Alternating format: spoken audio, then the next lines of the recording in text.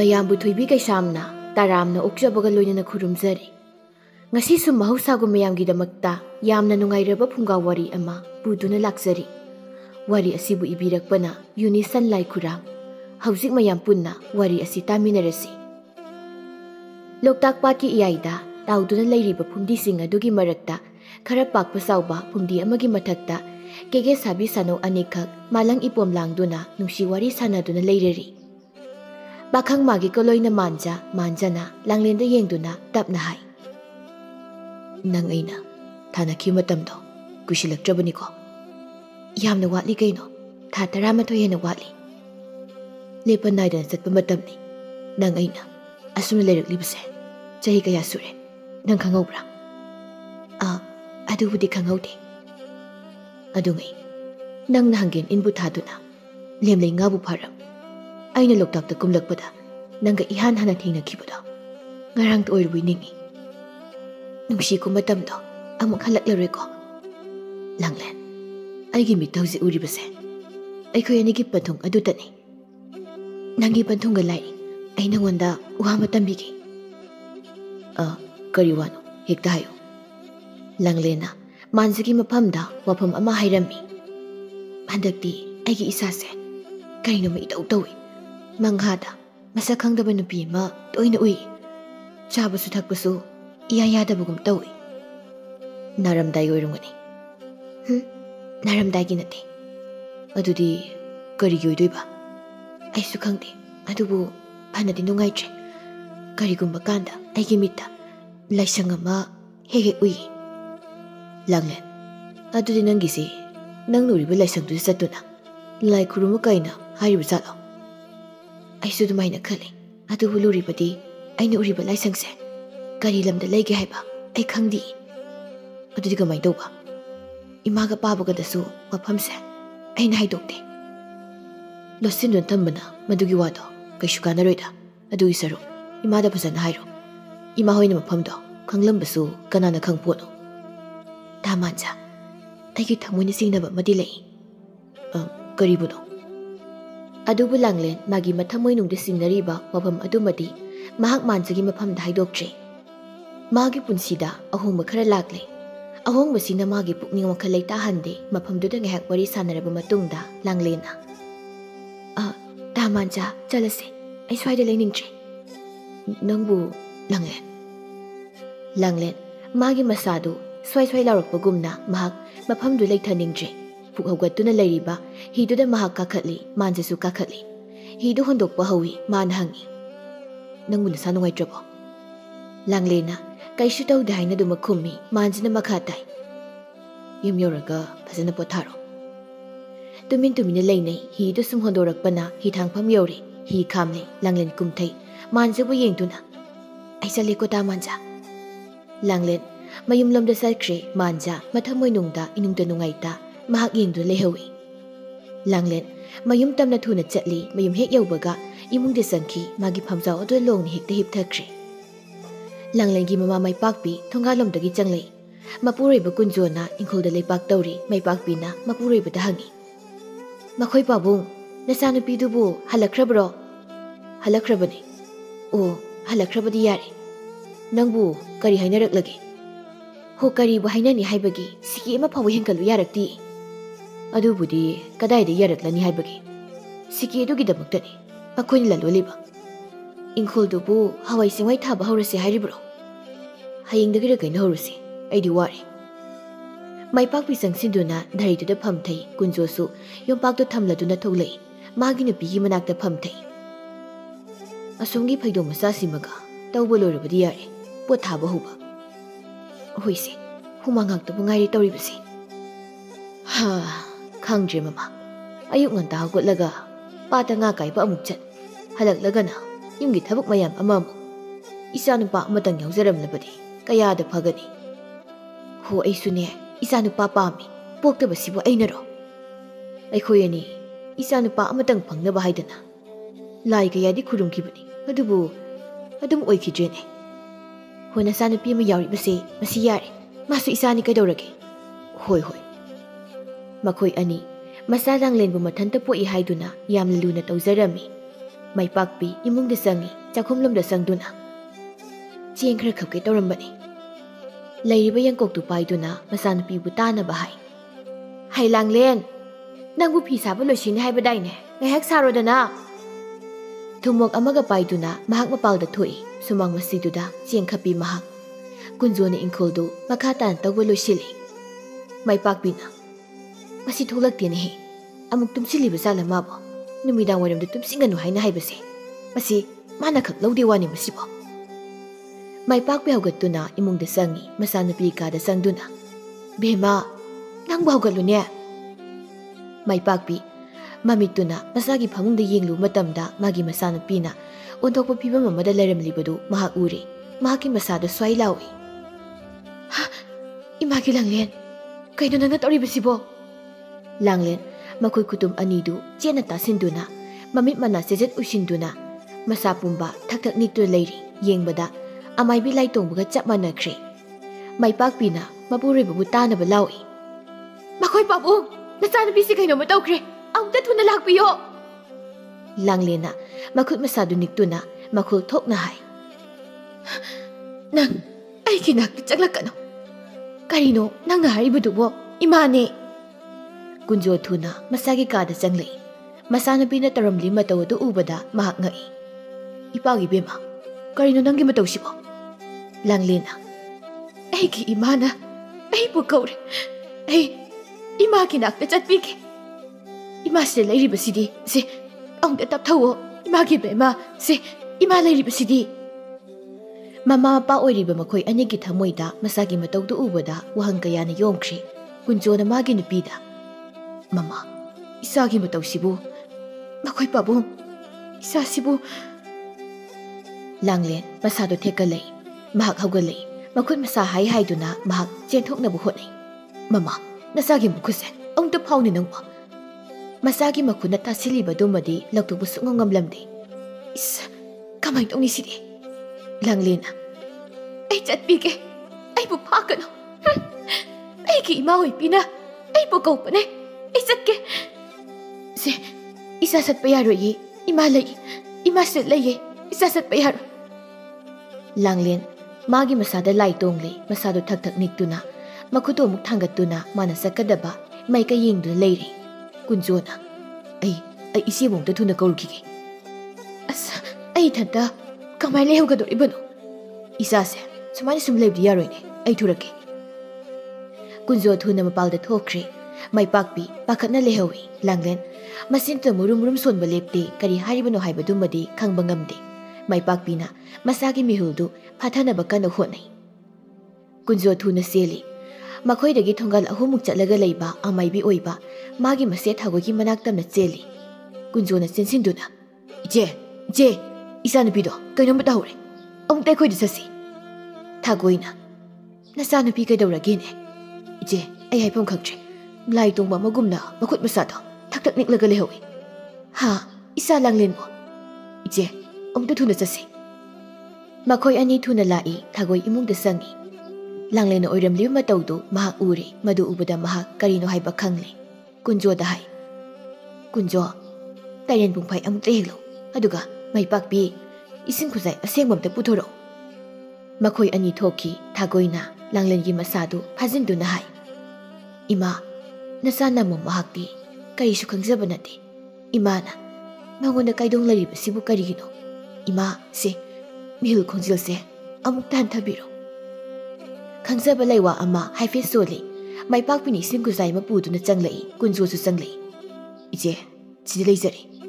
Kadai Tairen pungphaidu lawduna ising asengbadu luptuna laiwa amamuk soli aduga tairen pungphai matonduna Langlengi masada kalli. Hallo ising khajik ama magi masjid tahali. Hallo asumna tawrabada Langlen mihul khara tapthare makhut masanik pudu lepkhri laimaida tadu leiri. Thagoina magi makhutuna Langlengi mamai mamituna nanthai. Maipakpina pakhatna. Ije isagi mataw sibu karino. Mapa Kunjosu pakhatpa leptri. Thagoina hai. Lai nungsit kangba horibani. Ha aigi isabo. Maipakpina. Ije ꯃꯃꯥꯡꯗ ꯑꯃꯨꯛꯇ ꯑꯁꯨꯝꯅ ꯇꯧꯈꯤꯕ ꯂꯩꯇꯦ ꯍꯟꯗꯛ ꯃꯔꯛ ꯑꯩꯅ ꯏꯆꯥꯁꯤ ꯎꯕꯗ ꯑꯅꯝ ꯑꯍꯥ ꯏꯁꯨ ꯁꯨꯕꯒꯨꯝꯅ ꯎꯏ ꯊꯣꯏꯅ ꯍꯦꯟꯅꯁꯨ ꯈꯟꯖꯤꯟꯈꯤꯅꯨꯁꯦ ꯀꯔꯝ ꯇꯧꯕꯅꯣ ꯍꯥꯏꯕꯗꯣ ꯃꯑꯣꯡ ꯌꯦꯡꯁꯤ ꯅꯠꯇꯦ ꯏꯆꯦ ꯏꯆꯥꯒꯤꯁꯤꯕꯨ ꯑꯃꯨꯛ ꯇꯧꯔꯛꯈꯤꯒꯗ꯭ꯔꯥ ꯍꯥꯏꯕ ꯉꯝꯗꯦ ꯃꯗꯣ ꯃꯥꯒꯤ ꯃꯁꯥꯗ ꯅꯨꯡꯁꯤꯠ ꯑꯃ ꯏꯔꯣꯏ ꯂꯣꯏꯅꯈ꯭ꯔꯦ ꯑꯁꯨꯛ ꯀꯨꯏ ꯃꯇꯝꯁꯤ ꯇꯧꯗ꯭ꯔꯒ ꯍꯧꯖꯤꯛ ꯂꯩꯁꯥꯕꯤ ꯐꯥꯔꯕ ꯀꯥꯟꯁꯤꯗ ꯇꯧꯔꯤꯕꯁꯤꯕꯨ ꯏꯆꯦ ꯃꯗꯨꯒꯤꯗꯤ ꯄꯤꯁꯛ ꯄꯤꯛꯂꯤꯉꯩꯗꯒꯤ ꯍꯧꯅ ꯇꯧꯕ ꯃꯤꯁꯨ ꯌꯥꯎꯏ ꯃꯌꯨꯝ ꯃꯀꯩ ꯄꯥꯜꯂ ꯃꯇꯨꯡꯗ ꯑꯁꯨꯝꯅ ꯇꯧꯕ ꯃꯤꯁꯨ ꯂꯩꯔꯤꯕꯁꯤꯗꯤ ꯍꯌꯦꯡꯁꯦ ꯃꯥꯕꯨ ꯄꯨꯗꯨꯅ ꯑꯩꯈꯣꯏꯗ ꯂꯥꯛꯑꯣ ꯑꯩ ꯂꯥꯏ ꯈꯨꯔꯨꯝꯗꯨꯅ ꯌꯦꯡꯒꯦ ꯍꯣꯏ ꯏꯆꯦ ꯑꯗꯣ ꯏꯆꯥꯅ ꯍꯧꯖꯤꯛ ꯄꯟꯈꯤꯕꯗ ꯃꯃꯥꯒꯤ ꯃꯅꯥꯛꯇ ꯆꯠꯀꯦ ꯍꯥꯏꯕ꯭ꯔꯥ ꯀꯔꯤꯅꯣ ꯃꯗꯨꯅ ꯀꯔꯤ ꯍꯥꯏꯔꯤꯕꯅꯣ ꯏꯆꯦ ꯃꯩꯄꯥꯛꯄꯤ ꯃꯗꯨ ꯄꯨꯝꯕ ꯂꯥꯏ ꯇꯥꯔꯒ ꯈꯪꯂꯅꯤ ꯁꯤ ꯃꯥꯕꯨ ꯑꯃꯨꯛꯇ ꯍꯧꯒꯠꯁꯤ ꯐꯃꯨꯡꯗ ꯍꯤꯞꯍꯟꯁꯤ ꯂꯥꯡꯂꯦꯟꯕꯨ ꯆꯤꯡꯈꯠꯇꯨꯅ ꯐꯃꯨꯡꯗ ꯍꯤꯞꯍꯜꯂꯤ ꯊꯥꯒꯣꯏꯅ ꯂꯥꯡꯂꯦꯟꯒꯤ ꯃꯤꯍꯨꯜ ꯄꯥꯏꯗꯨꯅ ꯌꯦꯡꯉꯤ ꯑꯁꯤꯒꯨꯝꯕ ꯁꯤꯟꯐꯝꯁꯤꯗ ꯆꯍꯤ ꯀꯌꯥ ꯂꯩꯔꯛꯂꯕꯅꯤꯅ ꯏꯔꯥꯏ ꯂꯥꯏꯅ ꯍꯦꯛꯇ ꯈꯪꯂꯤ ꯑꯗꯨꯕꯨ ꯋꯥꯐꯝꯗꯨꯃꯗꯤ ꯃꯈꯣꯏ ꯑꯅꯤꯗ ꯍꯥꯏꯔꯝꯗ꯭ꯔꯦ ꯃꯍꯥꯛ ꯆꯠꯈ꯭ꯔꯦ ꯀꯨꯟꯖꯣꯒ ꯃꯩꯄꯥꯛꯄꯤꯒ ꯃꯈꯣꯏ ꯑꯅꯤꯒꯤ ꯃꯊꯃꯣꯏꯗꯤ ꯍꯦꯟꯅ ꯍꯦꯟꯗꯨꯝ ꯋꯥꯔꯛꯂꯦ ꯂꯥꯡꯂꯦꯟ ꯇꯨꯃꯤꯟꯅ ꯍꯤꯞꯂꯒ ꯂꯩꯔꯤ ꯑꯍꯤꯡ ꯑꯗꯨꯃ ꯃꯈꯣꯏ ꯑꯅꯤ ꯇꯨꯝꯕ ꯌꯥꯗꯅ ꯍꯧꯖꯤꯟꯈ꯭ꯔꯦ ꯃꯊꯪꯒꯤ ꯑꯌꯨꯛꯅꯤ ꯀꯨꯟꯖꯣꯒ ꯃꯩꯄꯥꯛꯄꯤꯒ ꯃꯈꯣꯏ ꯑꯅꯤ ꯋꯥꯔꯤ ꯀꯌా ꯁꯥꯟꯅꯔꯦ ꯀꯨꯟꯖꯣꯅ ꯍꯥꯏ ꯏꯆꯦꯅ ꯃꯥꯒꯤ ꯃꯅꯥꯛꯇ ꯄꯨꯔꯛꯎ ꯍꯥꯏꯕꯗꯣ ꯄꯨꯔꯨꯔꯁꯤ ꯑꯗꯨꯒ ꯀꯔꯤ ꯍꯥꯏꯔꯛꯄꯅꯣ ꯍꯥꯏꯕꯗꯣ ꯌꯦꯡꯂꯁꯤ ꯃꯁꯤꯗ ꯃꯩꯄꯥꯛꯄꯤꯅ ꯍꯥꯏ ꯑꯩꯈꯣꯏ ꯄꯥꯕꯨꯡ ꯑꯩꯒꯤ ꯏꯆꯥꯅꯨꯄꯤꯁꯤꯕꯨ ꯃꯈꯣꯏꯒꯤ ꯑꯃꯥꯏꯕꯤ ꯀꯥꯏꯅ ꯍꯥꯏꯅꯕꯗꯣ ꯑꯗꯨ ꯑꯣꯏꯔꯗꯧꯕ ꯖꯥꯠꯂꯥ ꯑꯗꯨꯝꯅꯒ ꯑꯣꯏꯔꯕꯗꯤ ꯑꯩꯗꯤ ꯂꯣꯏꯔꯦꯗꯅ ꯑꯩꯗꯤ ꯃꯗꯨꯃ ꯁꯨꯛꯄꯥꯝ ꯍꯦꯛ ꯄꯥꯝꯖꯗꯦ ꯑꯩꯁꯨꯅꯤꯅꯦ ꯄꯥꯝꯗꯦꯅꯦ ꯃꯃꯥ ꯏꯆꯦꯗ ꯌꯦꯡꯍꯜꯂꯒ ꯂꯣꯏꯅ ꯈꯪꯂꯅꯤꯁꯦ ꯍꯦ ꯏꯁꯣꯔ ꯏꯆꯥꯕꯨ ꯑꯗꯨꯝꯅꯗꯤ ꯑꯣꯏꯍꯟꯕꯤꯔꯝꯒꯅꯨꯀꯣ ꯍꯣꯏꯅꯦ ꯂꯥꯛꯑꯣꯅꯦ ꯅꯆꯥꯅꯨꯄꯤꯕꯨ ꯄꯨꯊꯣꯛꯄꯤꯔꯛꯑꯣ ꯃꯩꯄꯥꯛꯄꯤ ꯃꯆꯥꯅꯨꯄꯤꯒꯤ ꯀꯥꯗ ꯆꯪꯉꯤ ꯂꯥꯡꯂꯦꯟ ꯐꯃꯨꯡꯗꯨꯗ ꯍꯤꯞꯂꯒ ꯂꯩꯔꯤ ꯃꯩꯄꯥꯛꯄꯤꯅ ꯆꯪꯁꯤꯟꯗꯨꯅ ꯕꯦꯝꯃ ꯂꯥꯛꯑꯣ ꯏꯃꯥꯒꯅꯦ ꯅꯅꯦ ꯍꯣꯏꯗ ꯆꯠꯂꯨꯁꯤ ꯂꯥꯡꯂꯤꯅ ꯇꯞꯅ ꯏꯃꯥ ꯑꯩ ꯇꯜꯂꯤꯗ ꯍꯩ ꯇꯟꯕ ꯌꯥꯕ ꯅꯠꯇꯦꯅꯦ ꯑꯗꯨꯝꯅ ꯂꯩꯕ ꯌꯥꯔꯣꯏꯅꯦ ꯅꯥꯔꯤꯕꯗꯣ ꯂꯥꯏꯇꯤꯟ ꯈꯨꯔꯨꯝꯒꯗꯧꯔꯤꯕꯅꯤ ꯏꯃꯥ ꯑꯩ ꯀꯩꯁꯨ ꯇꯧꯔꯣꯏ ꯅꯪꯅꯗꯤ ꯑꯗꯨꯝꯅ ꯀꯩꯁꯨ ꯇꯧꯔꯣꯏ ꯍꯥꯏꯅ ꯍꯥꯏꯔꯤꯕ ꯅꯃꯥꯒ ꯅꯄꯥꯒ ꯑꯩꯈꯣꯏꯅꯤꯒꯤ ꯊꯃꯣꯏꯗꯤ ꯀꯌꯥꯝ ꯋꯥꯏ ꯈꯪꯂꯕ꯭ꯔꯥ ꯅꯅꯦꯕꯨꯅꯦ ꯂꯥꯏ ꯈꯨꯔꯨꯝꯍꯟꯒꯦ ꯂꯥꯏ ꯈꯨꯔꯨꯝꯂꯕꯗꯤ ꯏꯆꯥ ꯀꯔꯤꯁꯨ ꯇꯧꯔꯣꯏꯗꯕꯅꯤ ꯂꯥꯛꯑꯣ ꯂꯥꯛꯑꯣ ꯍꯧꯒꯠꯂꯣ ꯃꯩꯄꯥꯛꯄꯤꯅ ꯃꯆꯥꯅꯨꯄꯤꯕꯨ ꯄꯨꯊꯣꯔꯛꯂꯦ ꯃꯄꯥꯒ ꯂꯣꯏꯅꯅ ꯃꯈꯣꯏ ꯑꯍꯨꯝ ꯄꯨꯟꯅ ꯑꯃꯥꯏꯕꯤ ꯊꯥꯒꯣꯏꯒꯤ ꯃꯌꯨꯝꯗ ꯆꯠꯂꯤ ꯊꯥꯒꯣꯏ ꯃꯥꯒꯤ ꯂꯥꯏꯒꯤ ꯁꯪꯂꯦꯟ ꯃꯃꯥꯡꯗ ꯂꯩꯔꯤ ꯃꯈꯣꯏ ꯂꯥꯛꯄꯗꯨ ꯎꯕꯗ ꯃꯩꯄꯥꯛꯄꯤ ꯅꯈꯣꯏ ꯂꯥꯛꯂꯕꯔꯥ ꯂꯥꯡꯂꯦꯟ ꯆꯪꯉꯧ ꯆꯪꯉꯧ ꯃꯈꯣꯏ ꯑꯍꯨꯝ ꯆꯪꯁꯤꯜꯂꯤ ꯐꯛꯇꯨꯗ ꯐꯝꯃꯨ ꯃꯩꯄꯥꯛꯄꯤꯒ ꯂꯥꯡꯂꯦꯟꯒꯅ ꯐꯛꯇꯨꯗ ꯐꯝꯃꯤ ꯀꯨꯟꯖꯣꯅ ꯃꯣꯔꯥ ꯑꯃꯗ ꯐꯝꯃꯤ ꯊꯥꯒꯣꯏꯅ ꯂꯥꯡꯂꯦꯟꯗ ꯌꯦꯡꯗꯨꯅ ꯅꯪꯕꯨ ꯅꯁꯥꯗꯣ ꯀꯔꯤꯁꯨ ꯇꯧꯗ꯭ꯔꯕ꯭ꯔꯣ ꯏꯅꯦ ꯈꯪꯗꯦ ꯏꯁꯥꯁꯤ ꯏꯍꯩ ꯍꯩꯅꯤꯡꯗꯦ ꯋꯥꯈꯜꯁꯤꯁꯨ ꯏꯇꯥꯎ ꯇꯥꯎꯏ ꯃꯩꯄꯥꯛꯄꯤꯗ ꯌꯦꯡꯗꯨꯅ ꯑꯃꯨꯛ ꯍꯪꯉꯤ ꯃꯩꯄꯥꯛꯄꯤ ꯂꯥꯏ ꯍꯦꯛꯇ ꯈꯨꯔꯨꯝꯂꯒ ꯌꯦꯡꯂꯁꯤꯀꯣ ꯍꯣꯏ ꯍꯣꯏ ꯏꯆꯦ ꯋꯥ ꯈꯔ ꯉꯥꯡꯅꯔꯕ ꯃꯇꯨꯡꯗ ꯊꯥꯒꯣꯏꯅ ꯂꯥꯡꯂꯦꯟꯒꯤ ꯃꯤꯍꯨꯜ ꯊꯥꯍꯨꯜ ꯌꯦꯡꯗꯨꯅ ꯂꯥꯏ ꯌꯦꯡꯕ ꯍꯧꯏ ꯃꯃꯤꯠ ꯃꯅꯥ ꯆꯦꯖꯦꯠ ꯎꯏꯁꯤꯟꯗꯨꯅ ꯂꯥꯏ ꯌꯦꯡꯕ ꯍꯧꯏ ꯃꯍꯥꯛꯅ ꯑꯗꯨꯝꯅ ꯉꯥꯏꯍꯥꯛ ꯇꯧꯕꯒ ꯏꯈꯪ ꯈꯪꯍꯧꯗꯅ ꯇꯨꯃꯤꯟꯅ ꯐꯝꯂꯝꯕ ꯂꯥꯡꯂꯦꯟꯗꯨ ꯃꯈꯨꯠ ꯃꯁꯥ ꯈꯔ ꯈꯔ ꯂꯥꯛꯁꯤꯟꯗꯨꯅ ꯃꯁꯥꯗꯨ ꯊꯛ ꯊꯛ ꯅꯤꯛꯄ ꯍꯧꯔꯛꯏ ꯃꯗꯨꯗ ꯃꯩꯄꯥꯛꯄꯤꯅ ꯄꯥꯈꯠꯅ ꯍꯩꯃꯥ ꯕꯦꯝꯃ ꯕꯦꯝꯃ ꯅꯪꯕꯨ ꯀꯩꯗꯧꯔꯒꯦ ꯀꯨꯟꯖꯣꯅ ꯏꯆꯦ ꯏꯆꯥꯁꯦ ꯑꯃꯨꯛ ꯍꯧꯔꯛꯂꯦ ꯊꯥꯒꯣꯏ ꯃꯃꯤꯠ ꯄꯥꯡꯊꯣꯔꯛꯏ ꯂꯥꯡꯂꯦꯟꯕꯨ ꯌꯦꯡꯗꯨꯅ ꯃꯁꯤꯗꯤ ꯇꯁꯦꯡꯅ ꯆꯨꯝꯂꯦꯗꯅ ꯃꯗꯨꯗ ꯇꯥꯏꯔꯦꯟ ꯃꯇꯣꯟꯗꯨꯅ ꯀꯟꯗꯨꯅ ꯂꯥꯏ ꯀꯨꯝꯊꯍꯜꯂꯤ ꯂꯥꯡꯂꯦꯟ ꯃꯁꯥ ꯅꯤꯛꯂꯝꯕꯗꯨ ꯐꯈ꯭ꯔꯦ ꯃꯩꯄꯥꯛꯄꯤꯅ ꯍꯪꯉꯤ ꯏꯆꯦ ꯏꯆꯥꯒꯤꯁꯤꯕꯨ ꯀꯝꯗꯧꯕꯅꯣ ꯊꯥꯒꯣꯏꯅ ꯇꯞꯅ ꯀꯨꯟꯖꯣ ꯃꯩꯄꯥꯛꯄꯤ ꯅꯆꯥꯒꯤꯁꯤ ꯇꯁꯦꯡꯅ ꯂꯥꯏ ꯇꯣꯡꯕ ꯍꯥꯏꯕꯗꯨꯅꯤ ꯍꯥ ꯋꯥꯐꯝꯁꯤꯗ ꯃꯈꯣꯏ ꯑꯅꯤ ꯏꯉꯪꯉꯛꯏ ꯍꯥꯏꯕꯤꯔꯤꯁꯤꯕꯨ ꯏꯆꯦ ꯃꯥꯒꯤ ꯃꯁꯥꯗ ꯆꯤꯡꯉꯨ ꯂꯥꯏ ꯑꯃ ꯇꯣꯡꯈ꯭ꯔꯦ ꯑꯗꯨꯅꯅꯤ ꯑꯁꯨꯝꯅ ꯇꯧꯔꯛꯂꯤꯕꯁꯦ ꯂꯩꯈꯥꯏ ꯑꯃ ꯇꯥꯊꯣꯛꯇ꯭ꯔꯕꯗꯤ ꯑꯁꯨꯝꯅ ꯃꯆꯤꯠ ꯃꯆꯤꯠ ꯂꯥꯏ ꯀꯥꯡꯗꯨ ꯂꯩꯔꯒꯅꯤ ꯋꯥꯐꯝꯁꯤ ꯇꯥꯕꯗ ꯃꯈꯣꯏ ꯑꯅꯤꯒꯤ ꯊꯃꯣꯏꯗꯨ ꯌꯥꯝꯅ ꯋꯥꯖꯩ ꯀꯨꯟꯖꯣꯅ ꯍꯥꯏ ꯏꯆꯦ ꯂꯥꯏ ꯇꯣꯡꯕ ꯍꯥꯏꯕꯁꯤꯕꯨ ꯅꯠꯇꯦ ꯏꯆꯥꯅꯨꯄꯤꯁꯤꯕꯨ ꯏꯆꯦ ꯈꯣꯏꯗꯧꯅ ꯃꯥꯏꯕꯤ ꯀꯥꯏꯅ ꯍꯥꯏꯕꯗꯨ ꯑꯣꯏꯒꯗꯧꯔꯤꯕ꯭ꯔꯅꯦ ꯇꯣꯡꯂꯕꯅꯤꯅ ꯂꯥꯏ ꯐꯨꯗꯣꯛꯂꯅꯤ ꯐꯨꯗꯣꯛꯂꯕꯅꯤꯅ ꯑꯃꯥꯏꯕ ꯑꯃꯥꯏꯕꯤ ꯍꯥꯏꯕꯗꯣ ꯑꯗꯨꯃꯛ ꯑꯣꯏꯕ ꯇꯥꯔꯦꯗꯅ ꯃꯩꯄꯥꯛꯄꯤꯅ ꯃꯉꯛ ꯅꯣꯝꯗꯨꯅ ꯌꯥꯔꯣꯏ Ije, aigi sabu, adumna oibadi ekak pamne. Ije, asumna lai tongbase. Namsin bayay haibadai ne. Yarabadi, amukta lamsin sine. Kunjo na suhay. Isa silay sabi ni. Migi minong may sahay ba malay. Ije, ay di kulay kay miyang gimbang sida. Ikaw ay manloyragani. Wapamse, manamani naidana. Satlo singkiba yaroydra. Wapam sida, tumina leramba Langlendo masa thak-thak amuk niglay. Thagoy na patay, makoy ani mo yengdo na hay. Laigi laysak kangbadi, thau panglubagana kanggadabani. Magi masada, ima amatong lahay basidi soydre. Kunjo, may pakpi. Ay wahay ke, nakoy ani mun na tao ko. Sumdaw bani. Taibang haksang amada, lay na kaydong magi mawong kaya lay. Mawong singa dugi matong ina, tabag tawi. Hoy, nakoy na di hay. Nasagi layse, namsin bahay na. Adubu, ay nahayahugadabadi. Lay namsin bahay base, yam na loy. Namsin liba mahak to.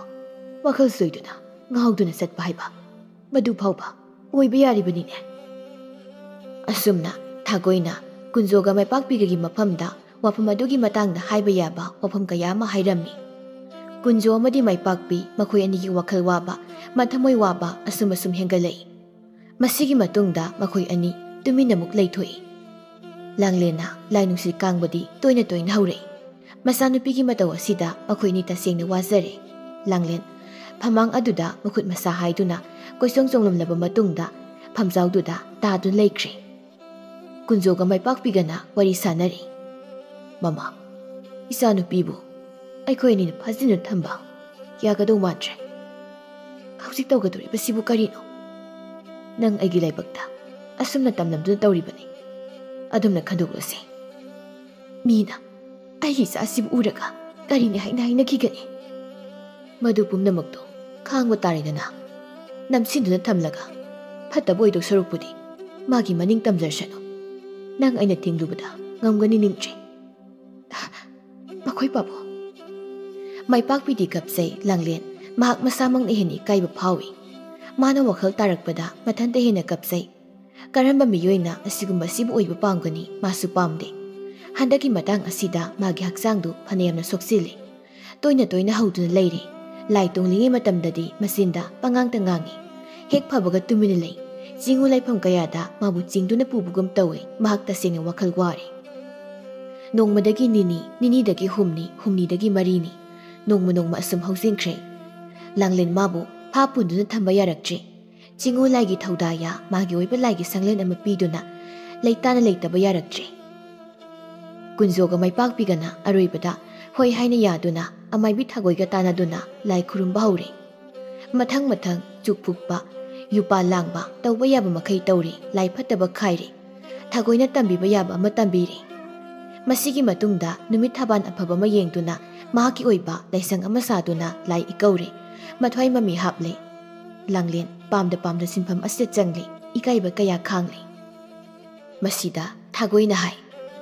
Masida, karisu ikay ni ngay layti.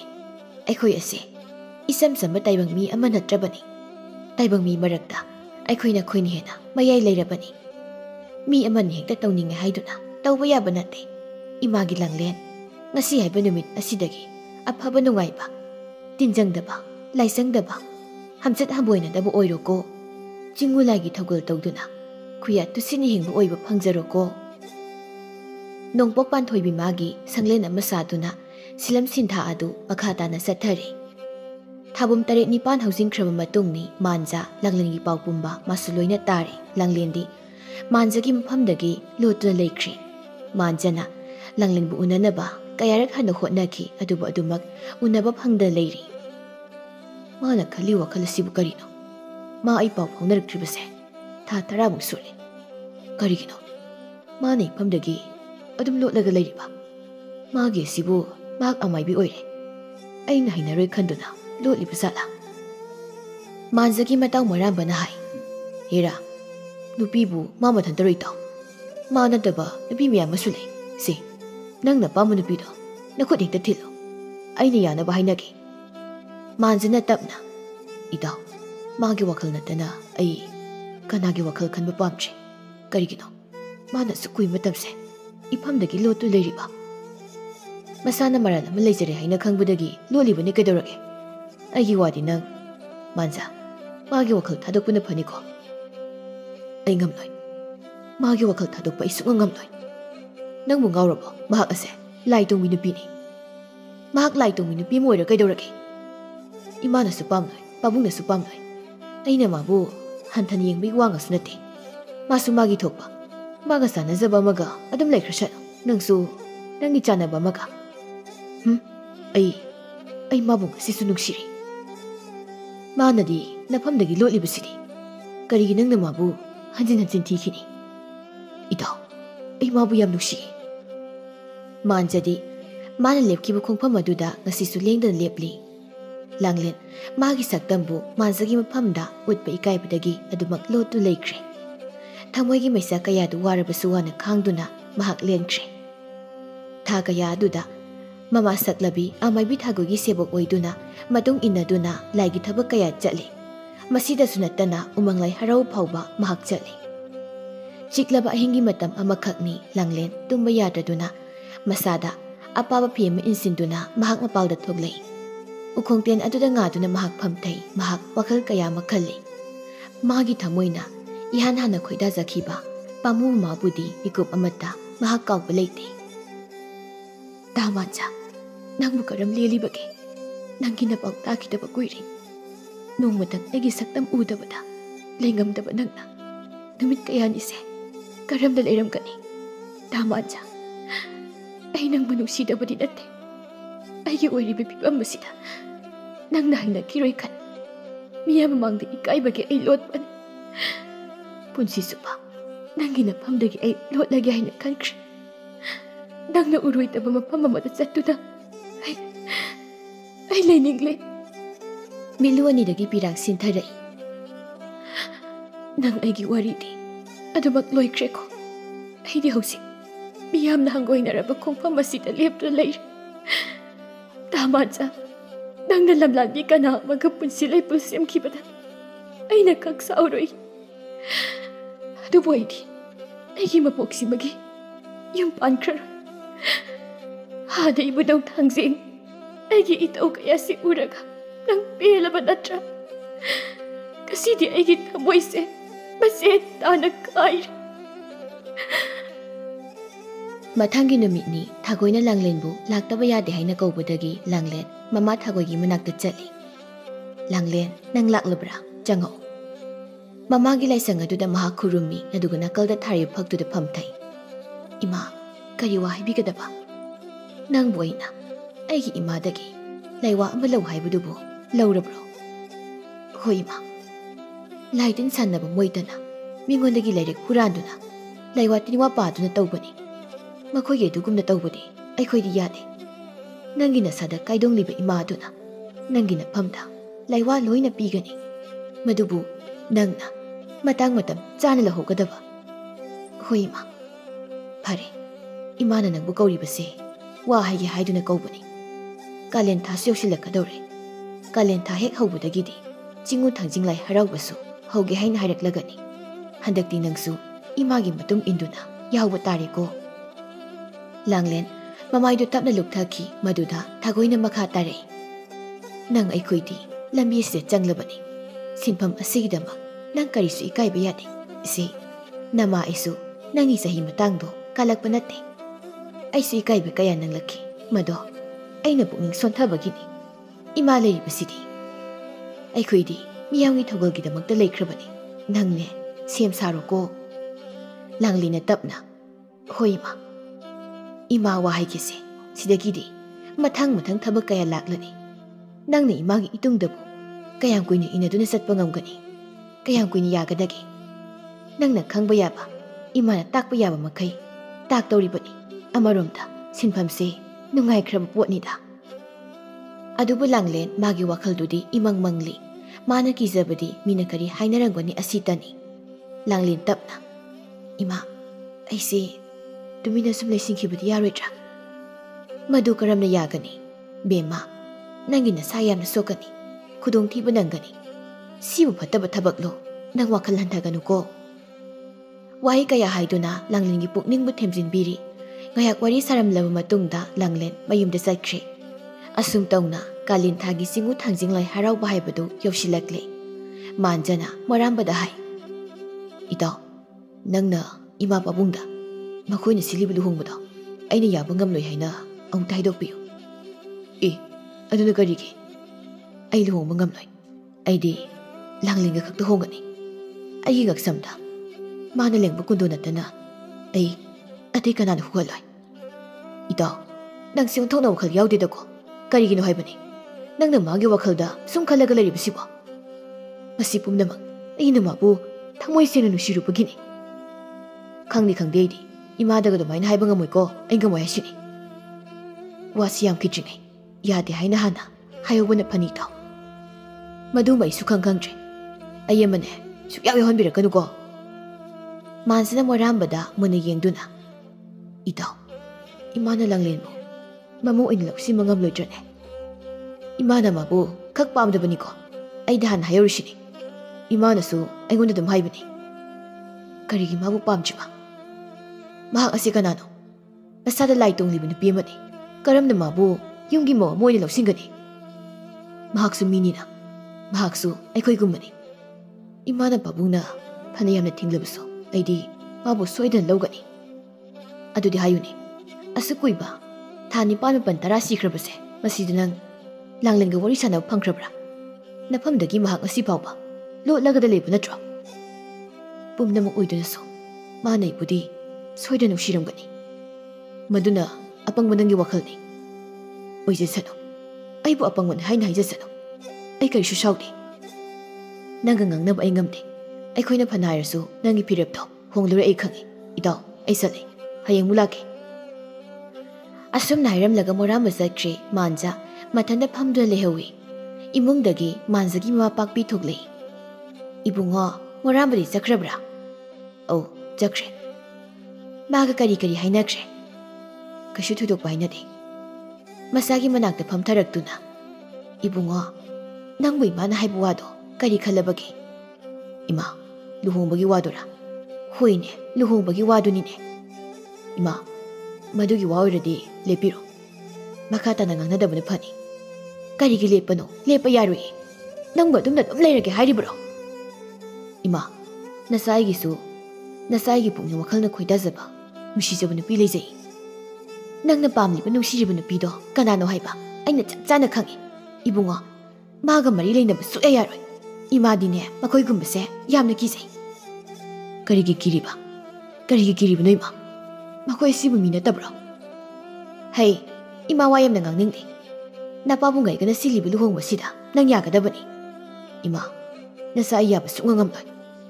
Oh, karishu leitaba nupi adugidamak.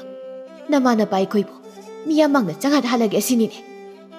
Madudi ima koi pabungkoina sinjabani. Masibu nangi phanna wana tabro. Ha, nangi phanna wana tabraiba. Aigi phanna ba phana oisano. Nasa aidi wapamduda yaba sungangamjaroi. Aigi Langlelai. Mana tana ai kanamtaga luhongloi. Mase maibini ni maibi. Laitongbi maibini. Ma maibi ora kaidorage. Nushirdi nushiri. Lepkrabdi lepkre. Matang sida wari loshimana phanima. Asumna saung hairamlaga imungda thuna sangi pakpina. Nang adum na hairaga yaradro. Ha, yaradraiba. Napado handalakisano khanganeba masidi. Amung mathanta haisai. Madugi laiwatni wahibina piduna. Aigi amata boksaba isanu pasibo. Loin hek sumkida. Ay hausi kaido batai. Ay tumina leiba yadre. Mahak wakhal khali. Hauzikti ibudau thangjing mahaki harau saksen tam thaudo kumhai sanabagi numit haibadu yaurakle. Saraba moirang leibak aduma koirang langnei amaibi thagoina lusingduna thaugal pangi maduda Langlen su yawi. Ikaiba kaya thadoktuna Langlen laibungda thoi manjana khali. Ibudau thangjing lai haraubudi hokri. Haraubasida Langlen dubu yauronggadra. Ai maga yam unaningi. Maga ori sananingi. Aibu haraubungda sattuna mabu yaubra yenglubuna phagadra. Masina phagani. Ai haraubungda salage. Manja haraubungda satnaba mapi maron sesili pakpina sangakduna. Numidang sida kadai sake haribanu nangbo.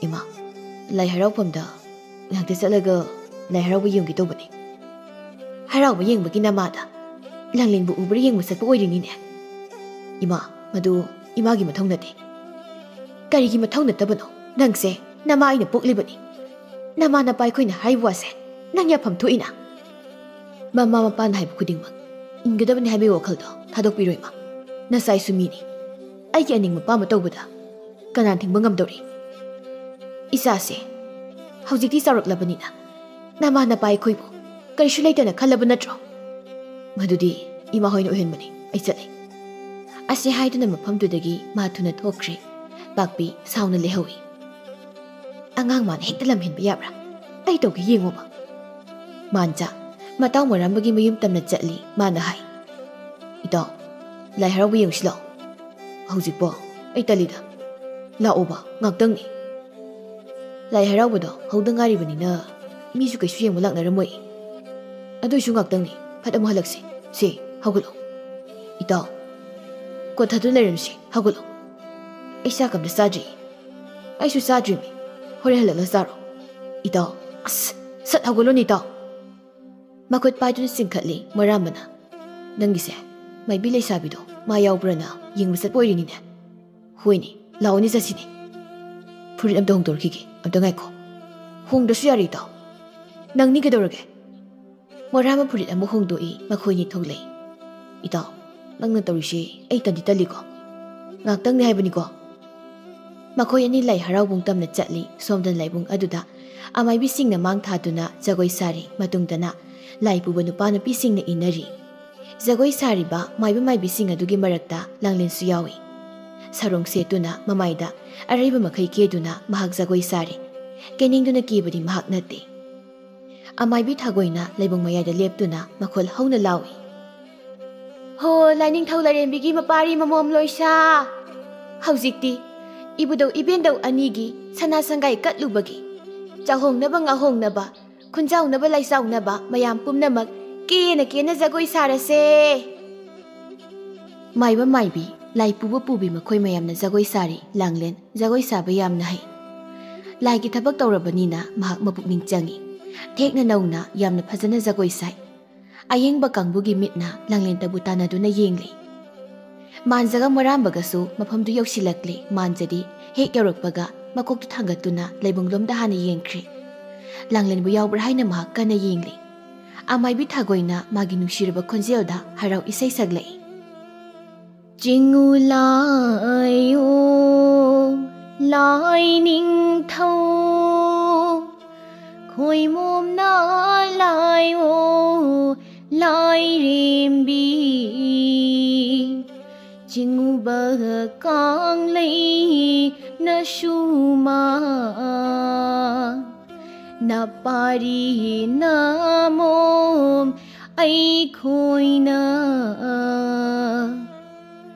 ꯂꯥꯡꯂꯦꯟ ꯖꯒꯣꯏ ꯁꯥꯔꯤ ꯃꯥꯟꯖꯥ ꯃꯃꯤꯠꯇꯨꯅ ꯁꯨꯝ ꯌꯦꯡꯂꯛꯄꯗ ꯂꯩꯕꯨꯡ ꯃꯌꯥꯏꯗ ꯖꯒꯣꯏ ꯁꯥꯔꯤꯕ ꯂꯥꯡꯂꯦꯟꯕꯨ ꯍꯦꯛ ꯎꯔꯨꯔꯤ ꯂꯥꯡꯂꯦꯟ ꯃꯣꯏꯔꯥꯝꯕ ꯁꯠ ꯌꯦꯡꯊꯣꯔꯛꯏ ꯂꯩꯔꯕꯣ ꯑꯁꯤꯗ ꯖꯒꯣꯏ ꯁꯥꯔꯒ ꯂꯩꯔꯦ ꯃꯥꯟꯖꯥ ꯃꯃꯥꯡꯋꯥꯏꯗ ꯈꯔ ꯆꯈꯠꯇꯨꯅ ꯂꯥꯡꯂꯦꯟꯅ ꯖꯒꯣꯏ ꯁꯥꯕꯗꯨꯕꯨ ꯃꯃꯤꯠ ꯀꯨꯞꯇꯕ ꯃꯈꯩ ꯌꯦꯡꯗꯨꯅ ꯂꯩꯈ꯭ꯔꯦ ꯃꯣꯏꯔꯥꯝꯕꯅ ꯀꯩꯅꯣ ꯏꯇꯥꯎ ꯅꯪꯒꯤ ꯈꯨꯌꯦꯡꯗꯨꯕꯣ ꯃꯥꯅ ꯍꯥꯏꯕ ꯋꯥꯒ ꯑꯝꯇ ꯇꯥꯈꯤꯗ꯭ꯔꯦ ꯃꯍꯥꯛ ꯃꯨꯟꯅ ꯌꯦꯡꯗꯨꯅ ꯂꯩꯔꯤ ꯂꯥꯡꯂꯦꯟ ꯖꯒꯣꯏ ꯁꯥꯊꯦꯛ ꯇꯝꯂꯝꯕꯅꯤ ꯅꯨꯄꯥꯔꯣꯝ ꯃꯄꯥ ꯌꯧꯔꯛꯄꯗꯨꯗ ꯍꯥꯏꯐꯦꯠ ꯃꯃꯤꯠꯇꯨꯅ ꯌꯦꯡꯂꯨꯏ ꯃꯗꯨꯗ ꯃꯥꯟꯖꯅ ꯃꯃꯥꯡꯗ ꯂꯦꯞꯂꯒ ꯂꯩꯔꯤꯕꯗꯨ ꯃꯍꯥꯛ ꯈꯪꯉꯨ ꯍꯦꯛ ꯎꯔꯨꯔꯤ ꯂꯥꯡꯂꯦꯟ ꯃꯃꯥꯏꯗꯨ ꯁꯠ ꯂꯩꯊꯣꯛꯈ꯭ꯔꯦ ꯃꯥꯒꯤ ꯃꯊꯃꯣꯏ ꯇꯅꯤꯛꯏ ꯂꯥꯏꯁꯪ ꯃꯄꯥ ꯌꯧꯕꯒ ꯃꯍꯥꯛ ꯂꯩꯕꯨꯡꯗ ꯆꯪꯈ꯭ꯔꯦ ꯃꯥꯟꯖꯅ ꯆꯪꯈ꯭ꯔꯦꯅꯦ ꯑꯩꯕꯨ ꯎꯕꯗ ꯃꯍꯥꯛ ꯆꯪꯈ꯭ꯔꯦ ꯀꯩꯒꯤꯅꯣ ꯃꯥꯅ ꯍꯧꯖꯤꯛ ꯐꯥꯎꯕ ꯑꯗꯨꯝ ꯂꯣꯠꯂꯤꯕꯁꯤꯕꯣ ꯑꯩꯅ ꯃꯥꯕꯨ ꯅꯨꯡꯁꯤꯔꯦ ꯍꯥꯏꯕꯁꯦ ꯃꯍꯥꯛ ꯈꯪꯗ꯭ꯔ ꯃꯥꯜꯂꯦ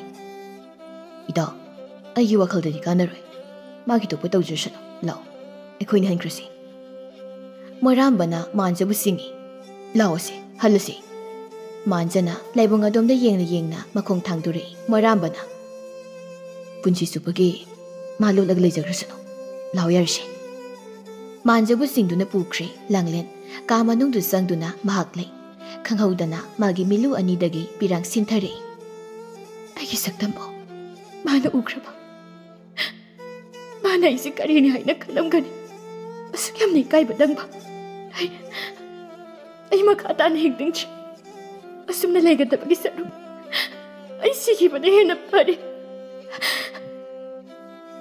ꯍꯥꯟꯅꯗꯒꯤ ꯍꯧꯅ ꯏꯀꯥꯏꯗꯨꯅꯒ ꯂꯩꯕꯒ ngasi magi phibamdu manjana ko ukhibaga thoin hini kaikre langlen magi ninglibaduna jumlagani khan pijet amo hongdoktuna mahak makokta phi makhumduna haraubungdagi lona thoglei mahak loktak patamna lai leirambe hi ama kakhatuna mahak hi holi asum khara makhai holi amama marak aduda ma tholaktuna hi holi khara yamna holla matungda phumdi amagi manak tamna hi du honjilli aduga phumdi dugi mathakta kakhali Langlena makul thokna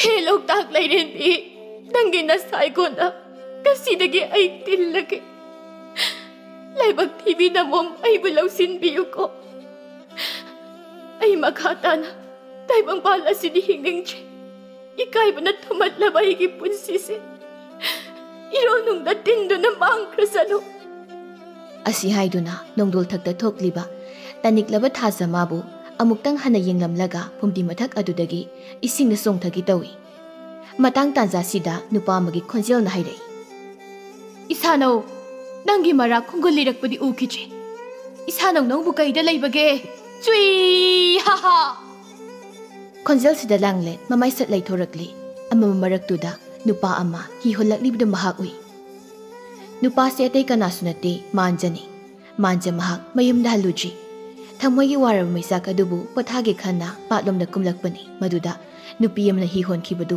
uraduna tanarakpani kona thangda nupi du langleni haiba mahak khanglei mahak na hai isano nangi mara khongol lirakli paimu wakhal thenmali tilang mabu khayotna unbi nena ta khone langlen mamai leithoki manjana langlengi manak tamna sangsili aduga makha thai sengla pakhang thamoina Nura nangi damak jingjau gumna ngasi su lepni ningol puning hongbi khino langli na tapna ikai sengoi sanduna tara khulak miyamna chopa ikai ba nangsari masidagi hendoraktuna pamu magi mapamda phauba ikai ba nangli to hingjaningri malemda thajakrage thawaisi isano nangna yaibi thabato pakhang isu Nangi haina khongthang tungilakani lepkraba khongphamni mapok simagi langle nangi phirap tu honglo